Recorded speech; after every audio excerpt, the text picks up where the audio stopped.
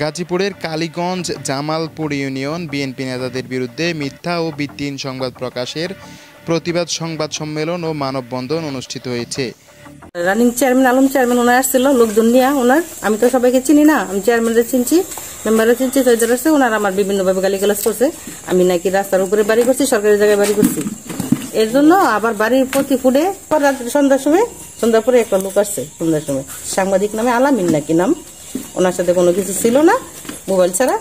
পরে বলতেছে যে এইখানে সাংবাদিক আমাকে বলছে যে হ্যাঁ ভিডিও করতেছে। আমি বলছি গিয়া কিসের ভিডিও? পরে বলতেছে যে ভিডিও করতে হইব বাড়ি, রাস্তার উপর বাড়ি। পরে বলছে যে আমি ভিডিও করবো না, রিপোর্ট দিব না, আমাকে 50,000 টাকা দেন। আজ রবিবার বিকেলে উপজেলার জামালপুর বাজারে ইউনিয়ন বিএনপির কার্যালয়ে সংবাদ সম্মেলন ও বাজারের প্রধান সড়কে মানববন্ধন অনুষ্ঠিত হয়েছে। এ সময় বক্তারা জানায়, স্থানীয় ইউনিয়ন পরিষদ ও আওয়ামী লীগের চেয়ারম্যান খায়রুল আলম মোড়ল ও ইউপি সদস্য বজলুর রহমান স্থানীয় দুবাই প্রবাসীর স্ত্রী হেলেনা আক্তার নতুন বাড়ি নির্মাণের কারণে 50,000 টাকা চাঁদা দাবি করেন। কিন্তু ওই চাঁদার টাকা আনার জন্য কথিত সাংবাদিক আলামিনকে পাঠানো হয়, স্থানীয়রা তাকে আটক করে। পরবর্তীতে ওই আলামিন ক্ষমা চাইলে স্থানীয়রা তাকে ছেড়ে দেন।